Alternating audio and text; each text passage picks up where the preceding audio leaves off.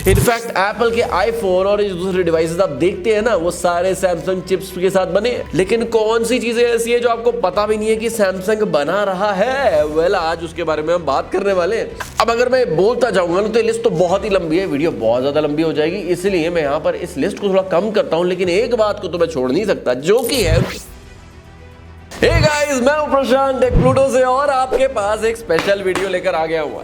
आज ये वीडियो है सैमसंग के बारे में। वेल, सैमसंग के बारे में तो आप बहुत कुछ पहले से जानते होंगे, लेकिन आज मैं कुछ ऐसी बातें आपको बताने वाला हूं जो शायद आपको पता बिल्कुल भी नहीं होंगी। मुझे तो नहीं पता थी, इसलिए आज बात करने वाले हैं इसके बारे में। तो जब सैमसंग का नाम आपके दिमाग में आता है तो आपको क्या लगता है? ऑब्वियसली आपको पता है कि यार ये तो एक एलईडी टीवी बनाने वाली कंपनी है, वॉशिंग मशीन बनाती है, रेफ्रिजरेटर बनाती है, और मैं कैसे भूल सकता हूँ मोबाइल फोन्स बनाती है। भैया, एप्पल को टक्कर देने वाली सैमसंग ही है सबसे बड़ी कंपनी, अगर यूएस में भी बात कर ले तो पॉइंट ये है कि ये सब चीजें तो आपको पता है, लेकिन कौन सी चीजें ऐसी है जो आपको पता भी नहीं है कि सैमसंग बना रहा है? वेल, आज उसके बारे में हम बात करने वाले हैं। अब ये कितनी बड़ी कंपनी है, इसके बारे में अगर मैं आपको एक क्वेश्चन पूछूंगा ना तो आपको उसी से समझ में आ जाएगा।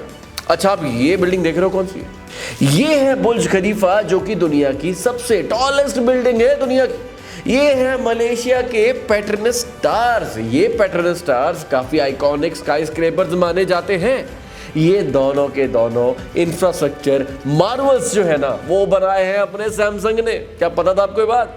लेकिन हम ज्यादा सैमसंग के बारे में बात करें उससे पहले कुछ हिस्ट्री के बारे में बात करते हैं कि भैया इसकी हिस्ट्री क्या है, कहां से शुरू हुई। वेल, सैमसंग की हिस्ट्री ना 1938 में जाकर शुरू होती है, जहां पर जो पीरियड वैसे काफी पॉपुलर पीरियड माना नहीं जाता है, काफी नेगेटिव टाइम माना जाता है। उस जमाने में वर्ल्ड वॉर 1 से निकले हुए कंट्रीज थे, वर्ल्ड वॉर 2 होने वाली थी, और ग्रेट डिप्रेशन को तो कैसे भूल सकते हैं जो 1930s में आया था, तब ये कंपनी शुरू हुई थी।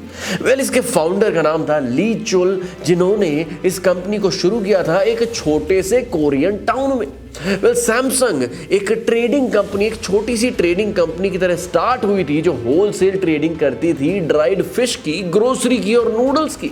वेल, ये छोटी सी कंपनी ने काफी अच्छी सक्सेस हासिल करी थी अपने शुरुआती सालों में, और इसी वजह से जो इनके फाउंडर्स थे ली, उन्होंने कंपनी का हेडक्वार्टर भी शिफ्ट कर दिया था उस स्मॉल टाउन से लेके उठा के साउल के अंदर, जो साउथ कोरिया की कैपिटल है। वेल, 1950 में आते आते सैमसंग ने इंश्योरेंस और सिक्योरिटीज बिजनेस में भी घुस गए थे, और उसके साथ साथ इलेक्ट्रॉनिक्स में भी फोरे कर लिया था। वेल, पहला इलेक्ट्रॉनिक डिवाइस सैमसंग ने एक 13 इंच का ब्लैक एंड व्हाइट टेलीविजन बनाया था। अब उन दिनों में ब्लैक एंड व्हाइट टेलीविजन जो थे ना, वो बिल्कुल जैसे बोलते हैं ना समोसे की तरह बिक रहे थे। कि इस सक्सेस के बाद, जो उनकी टीवी के साथ सक्सेस थी, उसके बाद उन्होंने अपना पहला कंप्यूटर लॉन्च कर दिया था 1983 में। अब उस टाइम पर तो एक्सपर्ट्स का ये भी मानना है कि सैमसंग के जो पीसीज हैं वो ज्यादा एडवांस्ड है विंडोज बेस्ड पीसीज से, एंड जैसे उनका टीवी था उसी तरीके से सैमसंग का जो कंप्यूटर था ना, उसने भी कमाल की सक्सेस हासिल करी थी। 1990s में सैमसंग बिजनेस में मार्केट लीडर बन चुका था बहुत सारे बिजनेस सेगमेंट्स के अंदर, और इसलिए वो एक मल्टीनेशनल कंपनी भी बन चुका था। और 1990s में तो पूरा का पूरा डेकेड सैमसंग को ही पूरा का पूरा जैसे बोल सकते हैं डेडिकेटेड था, क्योंकि उन्होंने तो भैया हर बिजनेस के अंदर बड़े बड़े माइलस्टोन हासिल किए और अपनी कंपनी को एक ऐसी वर्सेटाइल और इनोवेटिव कंपनीज में रजिस्टर कर दिया कॉर्पोरेट हिस्ट्री के अंदर। जैसे कि 1993 में लार्जेस्ट मैन्युफैक्चरर बन चुकी थी सैमसंग सेमीकंडक्टर चिप्स का। इनफैक्ट एप्पल के आईफोन और दूसरे डिवाइसेस आप देखते हैं ना, वो सारे सैमसंग चिप्स के साथ बने हैं। वेल, 2011 में सैमसंग दुनिया की सबसे बड़ी स्मार्टफोन मैन्युफैक्चरर कंपनी भी बन चुकी थी। वेल, अभी बात खत्म नहीं हुई है, रुको जरा सब्र करो। सैमसंग लार्जेस्ट टीवी मैन्युफैक्चरर तो है ही, साथ साथ में एलसीडी पैनल्स का भी लार्जेस्ट मैन्युफैक्चरर है, और 90% मार्केट शेयर एमोलेड स्क्रीन्स का भी उसी के पास है। वेल, कंपनी जो है ना, वो इतनी बड़ी कंपनी है तो अपने R&D के पावर की वजह से, और इस वजह से टॉप स्पेंडर है R&D सेगमेंट के अंदर। 16 से 20 बिलियन डॉलर का पैसा खर्च करते हैं हर साल अपने R&D सेंटर्स में, जो कि 14 ओवरसीज R&D सेंटर्स खोल रखे हैं 12 डिफरेंट कंट्रीज के अंदर, और 7 ग्लोबल AI सेंटर्स भी खोल रखे हैं। अब AI की तो बात नेचुरल सी बात है, आज की डेट में तो फ्यूचर ही है, तो भैया उसमें भी अपना हाथ घुसा रखा है इन्होंने। अब ये सिर्फ इनफ नहीं है, साथ साथ में देखो भैया इतनी बड़ी कंपनी है तो कितनी एम्प्लॉयमेंट जनरेट कर रही है। 3 मिलियन वर्कर्स काम करते हैं सैमसंग के अंदर, 3 मिलियन 30 लाख लोग। यानी कि tech giants Google, Apple, Microsoft को भी ले लो ना, तो उन कंपनीज में भी इतने लोग काम नहीं करते जितने सैमसंग में करते हैं। इलेक्ट्रॉनिक डिवाइस और स्मार्टफोन्स तो बस ऊपर से दिखता है, लेकिन एक्चुअली में 80 डिफरेंट बिजनेसेस के अंदर सैमसंग ने अपने पैर पसार रखे हैं, और इतना बड़ा कॉन्ग्लोमरेट शायद ही कोई होगा पूरी दुनिया के अंदर। अब मैं बताता हूं इनकी लिस्ट ऑफ बिजनेस के बारे में। वेल, सैमसंग के एफिलिएटेड बिजनेस की बात करें तो भैया इंजीनियरिंग और कंस्ट्रक्शन के अंदर इनकी कंपनी है Samsung engineering and construction, Samsung heavy industries भी। अंडर फाइनेंस कैटेगरी इनके जो एफिलिएट बिजनेस है वो है Samsung life insurance, Samsung fire and marine insurance, Samsung securities.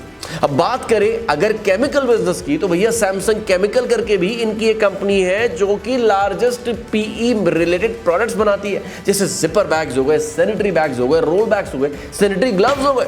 अब इसके साथ साथ अगर बात करें लिथियम बैटरीज की तो भैया रिन्यूएबल एनर्जी प्रोडक्ट्स में चाहे लिथियम बैटरीज हो चाहे कोई और चीजें हो, सैमसंग एसडीआई नाम से इनकी एक एफिलिएट कंपनी है जो कि वो भी करती है। इसके साथ साथ इनका फार्मास्यूटिकल बिजनेस में भी अपने हाथ घुसे हुए हैं।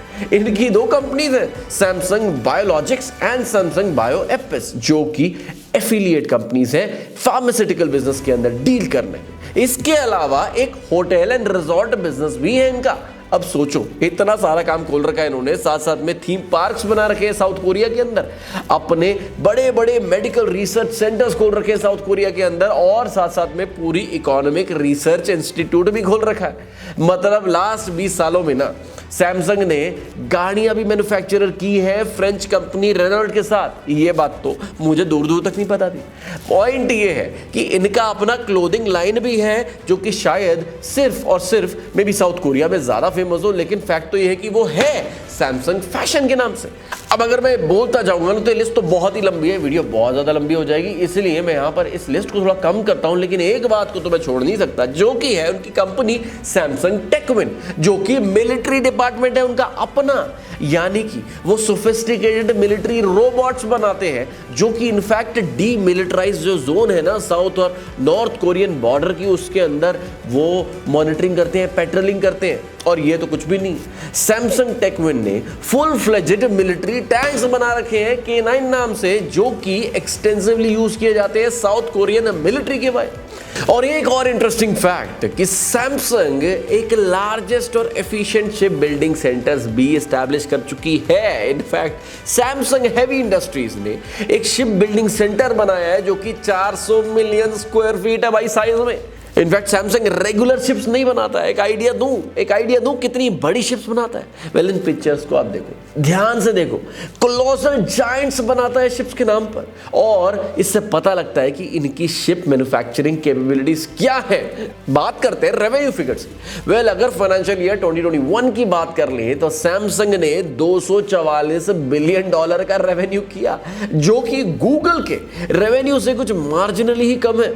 अब इतनी बड़ी कॉन्ग्लोमरेट है तो भैया कुछ कंट्रोवर्सीज भी होंगी। वेल, क्रिटिक्स का और पॉलिटिकल एनालिस्ट का ये मानना है कि भैया साउथ कोरिया में ना इसको भगवान माना जाता है। जो चेयरमैन ऑफ सैमसंग है ना, उसमें शायद उतनी पावर है जितनी प्रेसिडेंट के पास भी नहीं है। कई क्रिटिक्स का तो ये भी मानना है कि भैया वो तो अपने पॉकेट में रखता है, सैमसंग कोरियन गवर्नमेंट को अपने पॉकेट में रखता है। वेल, कंपनी के ऊपर काफी सारे एलिगेशंस लगे हैं कि भैया उन्होंने अपने पॉलिटिकल कनेक्शंस का यूज किया बड़े सारे ल्यूक्रेटिव प्रोजेक्ट्स और टेंडर्स को हासिल करने। कईयों ने तो ये भी कहा कि भैया सैमसंग ने ब्राइब किया गवर्नमेंट ऑफिशियल्स को कॉन्ट्रैक्ट्स जीतने के लिए। देखिए, सैमसंग जो है स्कैंडल से हिट तो हुई है और इससे थोड़ा सा कंपनी की कॉर्पोरेट इमेज में भी धक्का लगा है। 2016 की बात कर लेते हैं। सैमसंग के लेजेंडरी चेयरमैन ली कुम ही को एलिगेशंस लगे तगड़े वाले प्रोस्टिट्यूशन और एलिगेशन सेक्सुअल हरासमेंट का अपनी फीमेल एम्प्लॉइज के साथ। ये काफी सीरियस है। अब चाहे जितने भी कंट्रोवर्सीज की बात कर लें, ये कोई डिनाई नहीं कर सकता कि सैमसंग ने एक अपना ही दबदबा बना रखा है कॉर्पोरेट वर्ल्ड के अंदर। तो पॉइंट यहां पर यह है कि एक छोटी सी कंपनी जो कि एक छोटे से कोरियन टाउन से स्टार्ट हुई थी ट्रेडिंग कंपनी के फॉर्म में, आज इतना बड़ा बिजनेस एम्पायर सेटअप कर चुकी है। और शायद आज जो आपने इस वीडियो के माध्यम से सुना वो शायद ही आपको पता था। तो पॉइंट यही है कि ये माइंड बॉगलिंग सक्सेस शायद बहुत सारे एंटरप्रेन्योर्स को इंस्पायर करेगी ऐसे बड़े कंपनीज को खड़ा करने में। इसी के साथ इस वीडियो को खत्म करते हैं। अगर आपको ये वीडियो पसंद आई और सैमसंग के बारे में बहुत सारे नए फैक्ट्स पता लगे तो मेक श्योर करना कि एक लाइक तो ठोक ही देना इस वीडियो के लिए और सब्सक्राइब जरूर करना इस चैनल को। ऐसे और वीडियोस देखने के लिए देखते रहे हमारे चैनल को। मिलते हैं अगली वीडियो में। Take care and bye bye.